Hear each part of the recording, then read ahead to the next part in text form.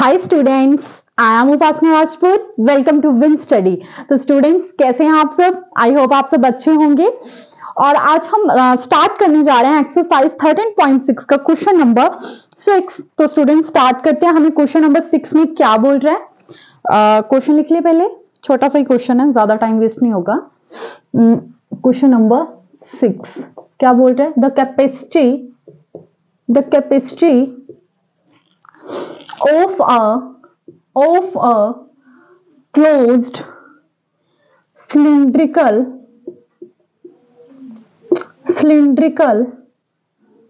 vessel of height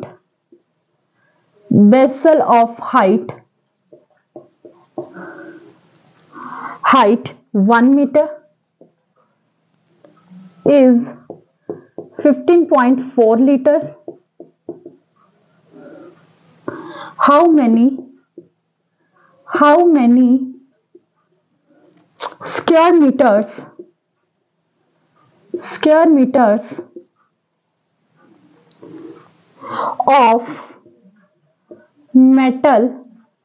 of metal sheet would be needed to make it? ठीक है। तो students सबसे पहले आपको क्या करना है, क्वेश्चन को अच्छे से समझ लेना है, रीड कर लेना है कि आपको क्वेश्चन में क्या बोल रहा है। बोलता the capacity of a close cylindrical vessel of height 1 metre is 15.4 litres. How many square metres of metal sheet would be needed to make it? यानी कि स्टूडेंट्स जिसको कुछ भी समझ नहीं आ रहा उसको इतना तो पता चल ही रहा है कि यहाँ पे एक क्या हो रहा है, सिलेंडर की बात हो रही है। क्या हो रही है यहाँ पे? सिलेंडर की बात हो रही है। अब देखो, जो सिलेंडर उसकी कैपेसिटी की बात हो रही है, तो कह रहा है कि एक सिलेंडर है जो कि उसकी कैपेसिटी और हाइट कितनी बताई गई है 1 मीटर, और जो उसकी कैपेसिटी है वो कितनी बताई गई है 15.4 लीटर्स। बोलता how many square metres of metal sheet would be needed to make it? समझ आ रहा है क्या बताने की कोशिश कर रहा है? एक सिलिंड्रिकल शेप का क्या वेसल है और उस पे आपको पूछा गया कि कितने स्क्वायर मीटर मेटल की शीट की नीड पड़ेगी। समझ आ गया? और उसकी कैपेसिटी भी बता दी गई है और हाइट भी बता दी गई है। जैसे मान लीजिए कि इस तरह से आपको कोई सिलिंड्रिकल शेप में दे दिया गया है, ठीक है, और आपको मेटल शीट लगानी है, ठीक है, और आपको कितने स्क्वायर मीटर की मेटल शीट की नीड होगी यहां पे, और इसका आपको कैपेसिटी भी बता दी गई है, क्लोज सिलिंड्रिकल वेसल की हाइट भी बता दी गई है। हाइट 1 मीटर बता दी गई है, ठीक है, और 15.4 लीटर इसकी कैपेसिटी बता दी गई है कि इसमें इतना 15.4 लीटर लिक्विड आ सकता है। ये आपसे पूछा गया क्या गया है कि शीट कितनी लगेगी। तो जाने की बेटा जो शीट लगेगी वो सब जगह लगेगी, यहां सब जगह ही लगेगी। यानी कि इस केस में आपको टोटल सरफेस एरिया निकालना है, लेकिन उसके लिए आपको बहुत कुछ करना है क्योंकि हमें कुछ भी ज्यादा चीजें गिवन नहीं है, ठीक है। ऐसे तो बहुत है, आंसर तो इसी से ही निकालेंगे। चलो करते जाते हैं तो और भी अच्छे से समझ आएगा, ठीक है। तो जो चीजें गिवन है लिख लीजिए। कैपेसिटी कितनी दी है? 15.4 लीटर, ठीक है। और अगर आपको वॉल्यूम निकालना है तो कैसे निकालोगे? आपको पता है 1 मीटर क्यूब में कितने होते हैं? 1000 लीटर्स। तो आप 15.4 को 1000 के साथ क्या कर दोगे? डिवाइड कर दोगे। अब देखो ये 154 है, पॉइंट कहां पे था? यहां पे है। नीचे कितनी है? तो अब यहां पे हो जाएगा, तो यानी कि 1 2 3 यहां पे और इस तरीके से, ठीक है। तो ये हो गया आपका लीटर में, ठीक है। लीटर में तो करना ही था हमें। और हाइट कितनी दी गई है आपको? हाइट कितनी दी गई है बेटे? 1 मीटर दी गई है। और रेडियस आपको पता ही नहीं है, ठीक है। तो मैंने क्या किया, इसको लीटर में क्यों किया मैंने? एक तो ठंड बहुत है, बहुत ही ज्यादा ठंड है, इतनी गंदी वाली ठंड है, और इस टाइम टाइमिंग भी सुबह सुबह की है ना, तो ऐसे हाथ काम नहीं कर रहे, ठीक है।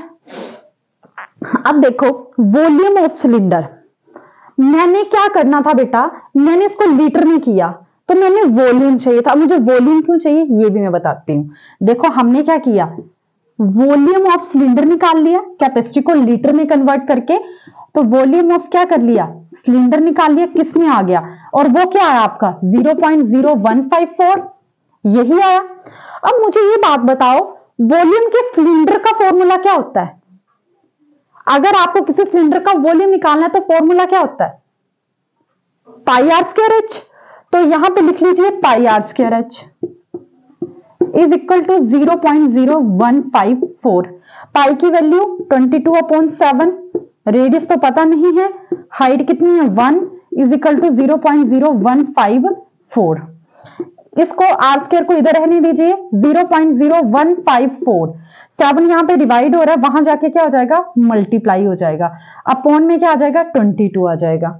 ठीक है, अब मैं कर लेती हूं 22 को इसके साथ, आपको कुछ नहीं करना, सब कुछ मैं ही आपको करके दूंगी, लेकिन जिस जिस तरीके से मैं करते जाऊंगी उस तरीके से आपकी कैलकुलेशन आपको इजी लगेगी। ठीक है, आई नो दैट आपको डिवाइडेशन आती है, मल्टीप्लिकेशन आती है, एडिशन, सब्ट्रैक्शन, एवरीथिंग, लेकिन क्वेश्चन का खराब होना मतलब गलत हो जाना हमारी इसी कैलकुलेशंस की वजह से होता है। ठीक है, तो यहां पे देखिए, आ जाइए बेटा, ये क्या आपको 00154 ऐसे ही दिया गया है, आपको क्या करना है 22 को डिवाइड कर देना। अब देखो 22 0 जा 0, 0 आ गया, फिर 0, तो 22 0 जा 0।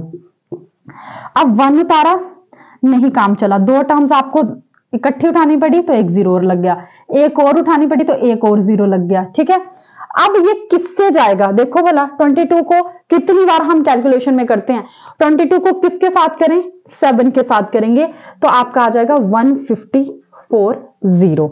अब देखो पॉइंट देखो कहां लगा है, 1 2 3 4, 4 के बाद पॉइंट लगा है, तो 1 2 3 4, तो जानी कि आपका पॉइंट यहां पे आ जाएगा।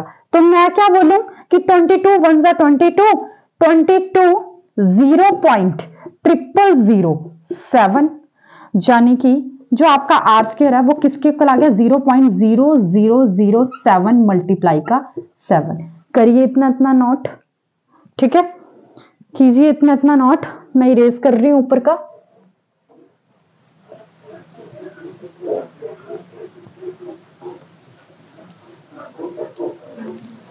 ठीक है, अब देखो, अब मैंने क्या करना है, स्क्वेयरिंग बोथ साइड कर देती हूं।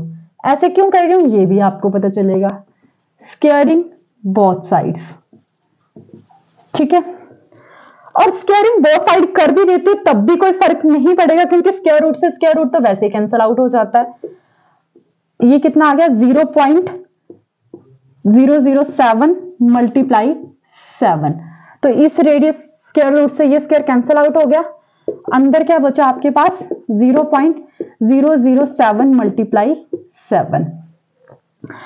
अब देखो, जब आप इसको इसके साथ मल्टीप्लाई करोगे तो आपका आंसर क्या आ जाएगा, 7 7 से कितने होते हैं, जैसे ये भी करके बताती हूँ, कंफ्यूजन नहीं होना चाहिए आपको किसी भी तरह का। ठीक है, क्या टर्म है आपके पास 0 और आगे कितने 3 0 है, ऐसे ही बेटे, ये 7 7 7 जा 49, यहां पे 4 ये 4, ये 0 0 0 ऐसे आएगा।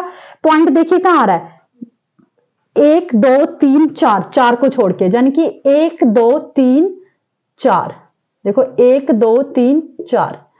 ठीक है, तो हाँ यहां पे पॉइंट आ रहा है ना, तो इज इक्वल टू ये क्या आ जाएगा 0.0049। फिलहाल इसको करिए, मैं नीचे का इरेज कर रही हूं, नोट कर लीजिए 1 2 3, मैं कर रही हूं बेटा इरेज। ठीक है, आप अपने हिसाब से पॉज कर लेना।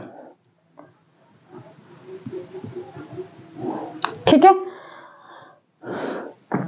अब देखो ध्यान से देखो, R इज इक्वल टू, मैं इसको ऐसे लिख सकती हूँ 0.07 मल्टीप्लाई 0.07 लिख सकती हूँ, जब नहीं लिख सकती ऐसे ही करते होते हैं हम, 7 7 का 49, और ऐसे लिख सकती हूं मैं। अगर आप इन दोनों को मल्टीप्लाई करोगे तो आपके पास यही टर्म आएगी 0.07। अब देखो ये आ गया स्क्वायर रूट, या फिर मैं बोलूं इसको ऐसे लिख सकते हो आप 0.07 का स्क्वायर, यस या नहीं, इस स्क्वायर से ये स्क्वायर कैंसिल आउट हो गया, तो रेडियस कितनी आ गई 0.07, कितनी आ गई रेडियस आ गई आपके पास 0.07।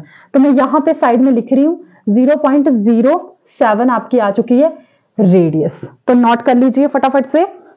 आई होप आपको मजा आ रहा होगा, कैलकुलेशन समझ आ रही होगी। ठीक है,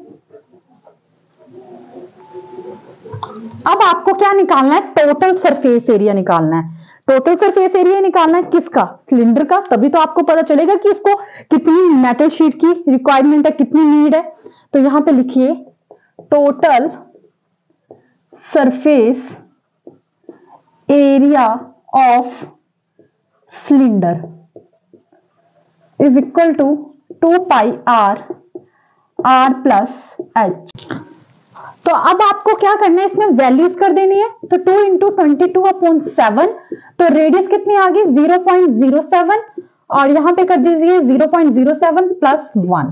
ठीक है, तो 2 इंटू 22 अब देखो 7 1 जा 7, यहां पे क्या आ गया 1.0, सॉरी ऐसे नहीं बेटे, 0.01, 7 1 जा 7 ही हुए ना, तो मल्टीप्लाई 0.01 और इन दोनों को प्लस कीजिए 0.07 1.00 70.1 यानी कि 1.07।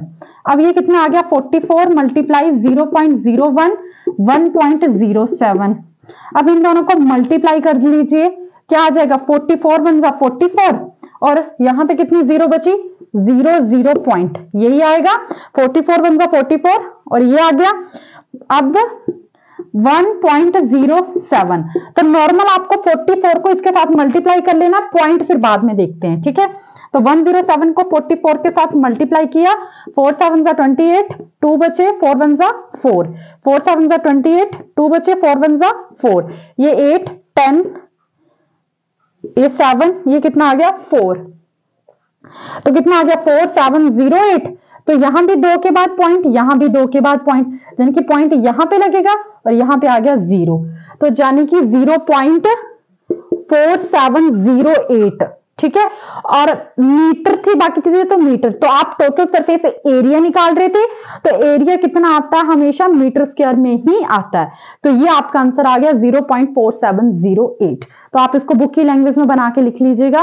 बाकी मैंने कोशिश करी है कि कैलकुलेशन में आपको कोई दिक्कत ना आए, इस तरीके से करेंगे तो इजीली हो जाएगा। ठीक है, जहां फिर बाकी अगर आपको इससे भी कुछ लग रहा है तो आप कीजिए, बाकी मैंने पूरी कोशिश करी है कि आपको इजी लगे।